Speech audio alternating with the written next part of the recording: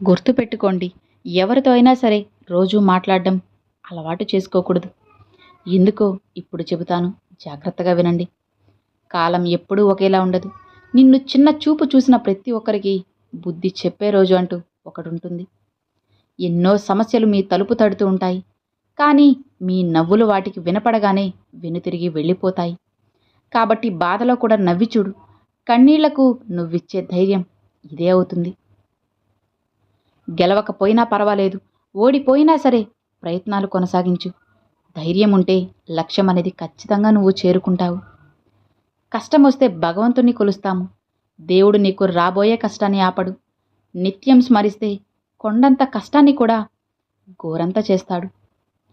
దాన్ని సులువుగా దాటే శక్తి నీకిస్తాడు. కష్టాలు కుంభ వృష్టిలా నిన్ను ముంచేస్తే నీకు గొడుగు పట్టి కాపాడతాడు. నీపై నమ్మకం నీకు బలం. నీపై అపనమ్మకం అవతల వారికి బలం. నీ బలం ఎవరికీ తెలియకపోయినా నువ్వు బ్రతికేయచ్చు. నీ బలహీనత మాత్రం ఎవరికీ తెలియనివ్వకు, నిన్ను బ్రతకనివ్వరు. జీవితం నీదైనప్పుడు దానికోసం చేయాల్సిన కష్టం కూడా నీదే. ఓడినా గెలిచినా కష్టపడ్డం ఆపకు. నీ కష్టం ఇప్పుడు నీకు గెలుపునివ్వకపోవచ్చు, కానీ ఏదో ఒకరోజు ఆ గెలుపే నిన్ను అందరికీ పరిచయం చేస్తుంది. మీ మాటకు విలువలేని చోట మౌనంగా ఉండడమే మంచిది. లేదంటే ఏ మాటైతే మౌనం కంటే విలువైంది అయి ఉంటుందో అలాంటి మాటే మీరు మాట్లాడాలి. అనుకున్నవన్నీ జరిగితే మనిషికి భగవంతుడు గుర్తుండడు. అందుకేనేమో ప్రతి ఒక్కరికి జీవితంలో ఏదో ఒక వెలితి ఆ భగవంతుడు ఉంచుతూనే ఉంటాడు. నిజాయితీగా ఉంటే మీ చుట్టూ తక్కువ మందే ఉండొచ్చు, కానీ ఉన్న కొద్ది మంది సరైన వాళ్ళై ఉంటారు. వాస్తవానికి చాలా నిజాలు బయటపడేది ఎక్కువ బాధలో ఉన్నప్పుడు లేదా కోపంలో ఉన్నప్పుడు మాత్రమే. గ్యారెంటీ లేని జీవితానికి కోపం, అహంకారం, అసూయ ఎందుకు? బ్రతికిన 4 రోజులు నలుగురితో బ్రతకాలి. పోయేటప్పుడు డబ్బు, హోదా ఇవి ఏవీ మీతో రావు కదా. ఆలోచించు. నవ్వుతున్నప్పుడు నీళ్లు తాగడం ఎంత కష్టమో, మనసుకి బాధ కలిగినప్పుడు కన్నీళ్లు ఆపడం కూడా అంతే కష్టం. ఏ పనినైనా సరే ప్రారంభించడానికి ముందు ఆత్మస్థైర్యం ఉండాలి. కొనసాగించడానికి కృషి ఉండాలి. పూర్తి చేయడానికి పట్టుదల ఉండాలి. కానీ ఈ 3 దశలలో ముఖం మీద మాత్రం చిరునవ్వే ఉండాలి. అదృష్టం ఒక్కసారి రావచ్చు, అవకాశం అనేది 2 సార్లు రావచ్చు. నీ కష్టానికి తగ్గ ప్రతిఫలం మాత్రం నీకు ఎప్పుడూ ఉంటుంది. నీటిలో పడ్డ ప్రతివాడు చనిపోడు, ఈత రానివాడు మాత్రమే చనిపోతాడు. అలానే సమస్యలో ఉన్న ప్రతివాడు ఓడిపోడు, పరిష్కారానికి ప్రయత్నించినవాడు మాత్రమే ఓడిపోతాడు. మనిషి నాశనానికి కారణాలు 2. 1 ఎవరో చెప్పింది వినడం, 2 విన్నదాన్ని ఇంకొకరికి చెప్పడం. కాలం ప్రతి మనిషికి పరీక్షలు పెడుతుంది. కొన్ని బ్రతుకు విలువ నేర్పితే ఇంకొన్ని బంధం విలువ నేర్పుతాయి. అహంకారం ఉన్న వాళ్లకు గుణపాఠం, అణిగిమణిగి ఉండే వాళ్లకు సత్కారం. ఇవ్వగల సత్తా కాలానికి మాత్రమే ఉంది. దానికి కావాల్సిందల్లా సహనం మాత్రమే. చాలామంది జీవితంలో ఓడిపోతున్నారంటే బలం లేక కాదు, తెలివి లేక కాదు, అబద్ధం ఆడలేక, మోసం చేయలేక. మీరు అందంగా ఉండడం అమ్మా నాన్నలు ఇచ్చిన బహుమతి. మీరు పద్ధతిగా ఉండడం మీ అమ్మా నాన్నలకు మీరు ఇచ్చే అద్భుతమైన బహుమతి. సమయం మనది కానప్పుడు సహనం, ఓర్పుతో ఉండాలి. అది పాండవులకే తప్పలేదు. అర్జునుడు నాట్యం నేర్పాడు, భీముడు వంటలు చేశాడు, నకులుడు, సహదేవులు గోవులు కాశారు, ధర్మరాజు ఎన్నో బాధలు భరించాడు, ద్రౌపదీదేవి చెలికత్తిగా మారింది. కాబట్టి సరైన సమయం కోసం మనం ఖచ్చితంగా ఎదురు చూడాలి. నేడు చేయాల్సిన పనిని రేపటికి వాయిదా వేసేవారు నిన్న కూడా అదే చేసి ఉంటారు కదా. జీవితాంతం ఒక బంధం కావాలి అనుకుంటే క్షమించే గుణం, భరించే ఓపిక ఈ 2 మీ మనసుకి ఉండాలి. ఎప్పుడూ కూడా నిన్ను గౌరవించే మనిషిని ఎంచుకో. ఎందుకంటే ప్రేమ కన్నా గౌరవం చాలా ముఖ్యం. జీవితం అనే యుద్ధంలో మీ మొదటి శత్రువు మీ బద్ధకమే. జరిగిపోయిన దానికి బాధపడకు, జరగబోయేదాన్ని ఊహించుకోకు. ఈ క్షణం మాత్రమే నిజం. మంచితనానికి విలువ లేదు అన్నది ఎంత నిజమో, మీ మంచితనం మిమ్మల్ని కాపాడుతుంది అన్నది కూడా అంతే నిజం. ప్రయత్నం ఎప్పటికీ వృధా కాదు. ఓటమి ఎప్పటికీ శాశ్వతంగా ఉండదు. కొన్నిసార్లు చిన్న ప్రయత్నం కూడా నువ్వు కోరుకున్న గమ్యానికి నిన్ను చేరుస్తుంది. ఒక మనిషిని మానసికంగా కానీ శారీరకంగా కానీ చంపడానికి ఆయుధాలే కావాల్సిన అవసరం లేదు.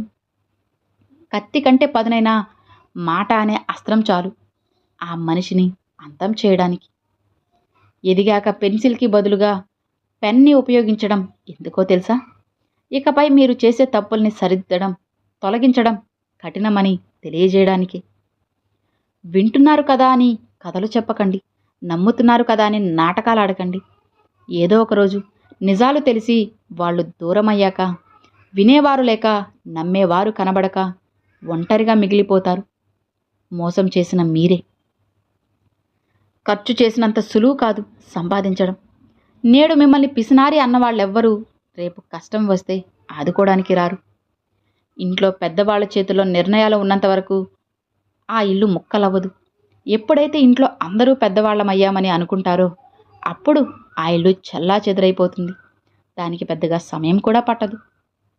డబ్బు తొడగొడుతుంది, పడగొడుతుంది, చెడగొడుతుంది, విడగొడుతుంది. అన్ని రకాల ఆటలు ఆడే శక్తి ఒక్క డబ్బుకే ఉంది. ఈ కాలంలో బంధాలు నిలబడాలంటే కొన్ని చూడకూడదు, కొన్ని మాట్లాడకూడదు, కొన్ని వినకూడదు, మరికొన్ని అస్సలు పట్టించుకోకూడదు. జీవితం అంటే గడిచిన ఏళ్ళు కాదు, చేసిన మంచి పనులు, సంపాదించుకున్న బంధాలు. ఎవరితో అయినా సరే రోజూ మాట్లాడడం అలవాటు చేసుకోకూడదు. ఎందుకంటే సడన్గా వాళ్ళు మాట్లాడడం మానేస్తే మనసు అనేది ఆ బాధను తట్టుకోలేదు. శ్రీరాముణ్ణి రాజుగా ప్రకటించి ఒక్క నిమిషం గడిచిందో లేదో తెల్లవారేసరికి వనవాసానికి వెళ్లాల్సి వచ్చింది. కాలం ఎప్పుడు రంగులు మారుస్తుందో తెలియదు.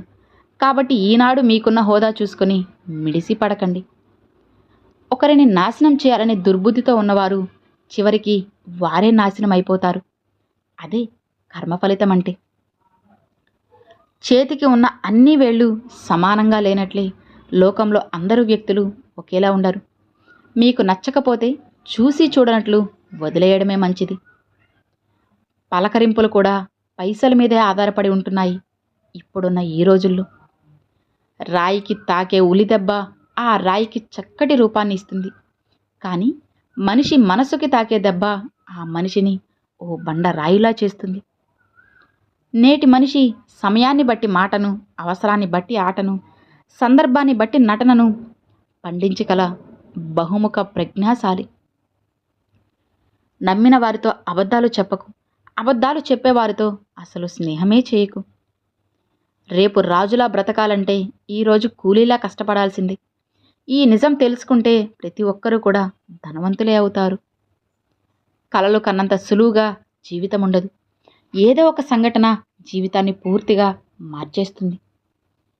నువ్వు వృధా చేసే ప్రతి క్షణం రేపటి రోజున నీకు అందాల్సిన అవకాశాన్ని కూడా పూర్తిగా దూరం చేస్తుంది.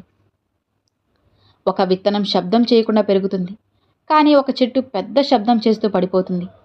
విధ్వంసానికి శబ్దం ఉంటుంది, కానీ అభివృద్ధి నిశ్శబ్దంగా జరుగుతుంది. కాబట్టి మీరు నిశ్శబ్దంగానే ఎదగండి. పుట్టుకతోనే ఎవరి జీవితం పూలవనం కాదు. ప్రతి మొక్క నువ్వే నాటాలి, అందమైన వనంగా నువ్వే మార్చుకోవాలి.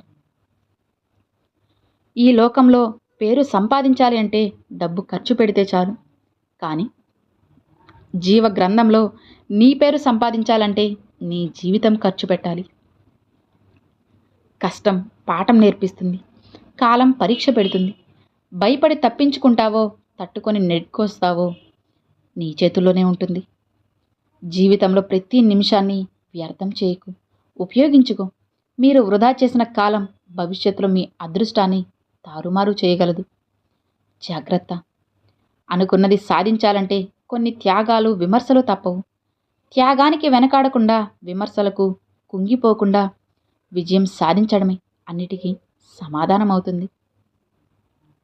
మనసు పెట్టి చదివితే ప్రతి మనిషి ఓ పుస్తకమే. కాకపోతే అందులోని సారం నువ్వు అర్థం చేసుకునే విధానంపై ఆధారపడి ఉంటుంది. తానులా బ్రతికేంత స్వేచ్ఛ ఉండగా ఇంకొకరిలా బతకాలనే తాపత్రయంతో మనిషి స్వేచ్ఛను, సంతోషాన్ని పూర్తిగా పోగొట్టుకుంటున్నారు. చీకటిని తిట్టుకుంటూ అక్కడే ఉండిపోయేవారు మూర్ఖుడు. చిరుదీపం వెలిగించుకొని వెలుగు వైపు అడుగు వేసేవారే లోకంలో తెలివైన వారు. తప్పుదారి పట్టిన మనసు కంటే మనిషికి పెద్ద శత్రువు లేడు. ఎప్పుడూ కూడా తప్పు చేయకూడదనే సంకల్పానికి మించిన మిత్రుడు లేడు. ఒకరికి భయపడి బ్రతకకు. ఎవరిని తక్కువ చేసి మాట్లాడకు. నిన్ను తక్కువ చేసిన వారి దగ్గర వెళ్ళకు. మరణాన్ని అయినా ఎదిరించు, కానీ నీకు విలువ ఇవ్వని చోట మాత్రం అస్సలు ఉండకు. సోమరితనాన్ని పక్కన పెట్టి సాధించాలనే పట్టుదలతో ప్రయత్నిస్తే గెలుపు ఎప్పుడూ కూడా అసాధ్యమనేది కానే కాదు. 100 కోట్లు ఉన్నా 100 ఏళ్ళు బ్రతకలేము. 10 ఇళ్ళు ఉన్నా ఉండేది ఒక్క ఇంట్లోనే.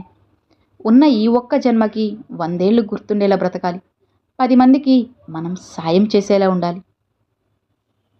శరీరం అలసిపోతే మందులు వేసుకుంటే సరిపోతుంది, కానీ మనసు అలసిపోతే అది తిరిగి యథాస్థితికి రావడం చాలా కఠినం. డబ్బు లేకపోవడం పేదరికం కాదు. కష్టం వచ్చినప్పుడు చెప్పుకోవడానికి నా అనేవాళ్ళు నలుగురు లేకపోవడమే పేదరికం అంటే. ఆవేశం వచ్చినప్పుడు వాదించుకోవడం కన్నా 60 సెకండ్లు ఆలోచించి చూడు. ఆలోచనకు ఉండే ఆత్మీయత ఆవేశానికి ఉండదు. దేవుడు నీ పక్కన లేకపోవచ్చు, నీ ముందు లేకపోవచ్చు, కానీ ఈ లోపల మాత్రం ఖచ్చితంగా ఉంటాడు. ఎందుకంటే దేవుడు లేకపోతే నువ్వు లేవు కదా. నీలోనే దేవుణ్ణి వెతుకు. డబ్బుతో పైకి వచ్చిన వారు డబ్బున్న మనిషికి విలువ ఇస్తారు. కష్టపడి పైకి వచ్చిన వారు కష్టపడే ప్రతి మనిషికి కూడా విలువ ఇస్తారు. కాలం ఎప్పుడూ మంచివారికి తోడుగా నిలబడకపోయినా దైవం ఎప్పుడూ తోడుగా ఉంటారు. ఆలస్యం కావచ్చేమో, కానీ ఇది ఎవ్వరూ నమ్మలేని నిజం. జీవితంలో అందమైన బంధం కళ్ళదే. రెండూ కలిసి తెరుచుకుంటాయి, కలిసి మూసుకుంటాయి, కలిసే నిద్రపోతాయి, ఒకేసారి కన్నీరు కారుస్తాయి. అది కూడా జీవితాంతం, ఒకదాన్నొకటి చూసుకోకుండానే.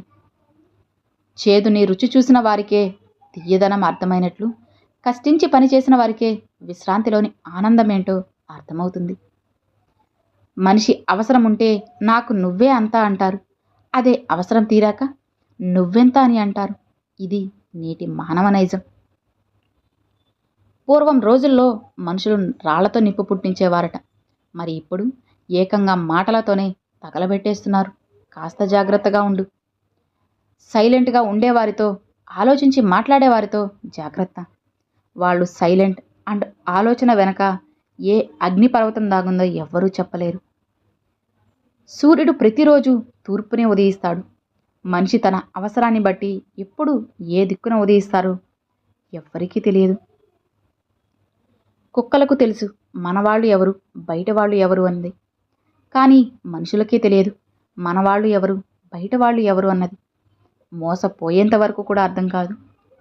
కాకి ఎవ్వరికీ కీడు చేయదు, అయినా అదంటే ఎవ్వరికీ ఇష్టం ఉండదు. కోకిల ఎవ్వరికీ మేలు చేయదు, అయినా సరే అది అంటే అందరికీ ఇష్టమే. మాట్లాడే విధానాన్ని బట్టి వాటి స్థాయిలు నిర్ణయించబడతాయి. మనుషులు కూడా అంతే. ప్రేమగా మాట్లాడితే అందరూ బంధువులే, కటువుగా మాట్లాడితే అందరూ విరోధులే అవుతారు.